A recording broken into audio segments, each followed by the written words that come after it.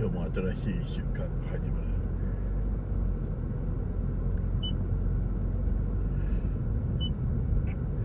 For those that I did not have the opportunity to meet with, I extend my deepest condolences on behalf of the United States Coast Guard and the members of the Unified Command. The widow of a murdered Florida Uber Eats delivery man wants legislation to protect food delivery workers. Fox 35 Orlando's Valerie Boy has the story. As music plays at this benefit in memory of 59-year-old Randall Cook, his wife Kathy tells us how he was brutally murdered while working in Pasco County. The couple is originally from the Orlando area. He had to pick up an Uber Eats job. Kathy says Randall told her he was on his way to his last delivery back in April, but never made it home. He was stabbed 39 times. And after that, dismembered because he wanted to get rid of the body, put him into trash bags. Deputies arrested 30-year-old Oscar Solis Jr. for allegedly murdering Randall. There are growing calls to impeach President Biden as more details surface surrounding the family's business dealings. The investigation into the family's business ventures continues, and Congressman Russell Fry of South Carolina says we have a two-tiered system of justice. I think that the train is on the tracks for that inquiry going to judiciary, going to Homeland Security as well, on what the House will ultimately do. I mean, you look at, from top to bottom, most recently with this IRS whistleblowers, earth-shattering statements. These are pretty damning indictments on the Department of Justice, on the Biden administration, that the president's own son gets preferential treatment. They slow off the investigation. The statute of limitations runs on multiple felonies. And then it turns out, obviously, that he gets 2 misdemeanors and a deferred charge. This is the problem in our two-tiered system of justice right now. Activists doesn't see any reason why former President Trump should subject himself to being on a debate stage with other Republican presidential candidates. With more, here's Chad Groening. Former President Trump has more than a 30-point lead over second-place Florida Governor Ron DeSantis in an average of Republican presidential preference polls compiled by Real Clear Politics. With a huge lead, Trump has privately discussed the possibility of skipping at least one of the first 2 Republican presidential primary debates. The first debate in August in Milwaukee will be hosted by Bret Baier and Martha MacCallum of the Fox News Channel. The second will reportedly take place at the Ronald Reagan Presidential Library in California. Gary Bauer is chairman of the Campaign for Working Families. People at Fox News and others get angry at Donald Trump. Why is he saying negative things about his competitors? Well, they're saying negative things about him. And what do they think is going to happen at a Republican presidential debate in which there are 10 or 12 people on the stage? If I thought that all 10 or 12 of them were going to take shots at Joe Biden and Kamala Harris and the deep state and the left wing in America, I'd say, hey, the more the merrier. But Bauer says that's not what's going to happen. It's going to be a typical Republican circular firing squad, and that's not going to help any of them, and it's not going to help us prevent a disastrous re-election of Joe Biden. So if I were Donald Trump, unless somebody was getting close to me in the polls, I see no reason why he should subject himself to being on that debate stage. I'm Chad Groening. Stocks are drifting in their first trading since a big rally for Wall Street hit its first roadblock in 6 weeks. The S&P 500 was 0.2% higher today. It remains close to its highest level in a year. The Dow was up 68 points and the Nasdaq Composite rose 0.3%. More news online at afn.net and download the AFN mobile app for your Apple or Android device. I'm Russ McKee. Hi, this is Miki Addison. Join me, my husband Will, and our kids for AFA at the Ark. We'll also be joined by Wesley and Walker Wildman and their families as we host a mini conference at the Ark Encounter October 26th and 27th. AFA has reserved a block of rooms at the Marriott Cincinnati Airport Hotel, which will be available at a discounted price. Space is limited. Learn more and register at marriagefamilylife.net. And I hope to see you at the Ark.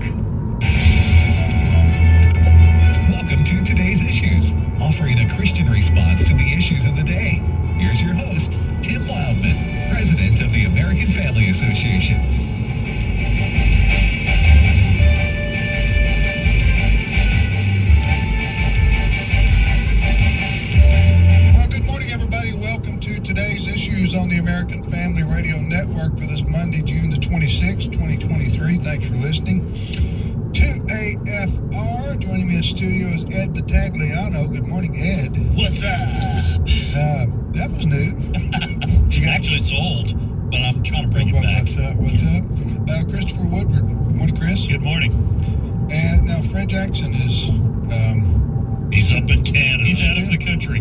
He's been gone like 7 or 8 days, right? Yeah, he left middle of last week. He'll be back, Lord willing, on Thursday. He didn't drive it, though, right? No, I think he has taken a bus up there before. I don't know if he's driven to Canada. I think he flew this time. Mm-hmm. That must take forever. Because those buses, when you take a bus, now it's convenient, you don't have to drive. Yeah. But they stop so often. Yes. Are you sure about that? I'm pretty sure he took a bus one time to Canada. We got to ask him about that. My dad hauled a. We visited Canada in the '90s, and we took our camper with us. We left the area here. But that's different than getting on a Greyhound. That's true. Huh? It's like, it can take like 3 weeks. They stop. Nothing against Greyhound. They've served America well for many years, or trailways, whatever they got today, but they stop every 40 miles. Yes. Okay. And that would mean from here to Halifax. Is that where he's from? Nova Scotia. Nova Scotia. That would take 6 months. It would. Get there. Wait till they're electric buses. Do you ever run a public bus? I mean, a bus like that? Or? No, I have. I did. I traveled once from Las Cruces, New Mexico to Albuquerque, New Mexico, round trip on a bus to go see my sister. When I was visiting my family between my sophomore and junior Was it year. a good experience I got saved. on the bus? Up in Albuquerque. Oh, yeah, that was a good experience. Yeah. Talking about the bus ride. No, it's confining, and like you said, sometimes you have to do that. Yeah. Now, I will say one thing I'd like to do one day is take a train trip. Yeah. Somebody was telling me if you can take a train sometimes, like to DC. An Amtrak? Yeah, like an Amtrak thing. Yeah. I just want to make sure I have, all my affairs in order before I take Before you derail? Yes. Let me talk to you about financial gift annuities before you leave. Yes. All right. Thanks for listening, everybody. A lot to talk about today. We want to remind you that you can check us out on Facebook at Facebook Live. Just type in today's issues. We live video stream the show there. We also post the stories that we discuss at Facebook Live, today's issues, and we have our own video streaming service that we provide. YouTube cut us off a year ago or so. Fortunately, because of your foresight, sir, Yes. we had already begun working on our own at our IT, great IT video people, working on our own streaming platform. So our own streaming platform is streaming.afa.net. That's streaming.afa.net. Check out the live video feed of this show there if you wish to. Streaming.afa.net. And, all right, Chris, what's leading the news this morning? Well, Russia's defense minister made his first public appearance today since a mercenary revolt demanded his removal on Friday. For people that maybe tuned the news out, let's go back to Friday afternoon when we started getting news reports that a guy named Yevgeny Prigozhin and some others that belonged to a military outfit called the Wagner Group, it may be pronounced differently, being that they're Russian. Sounds like an accounting firm. Yeah, like they're going to do your... The Wagner Group. We've come for your Call numbers. the Wagner Group.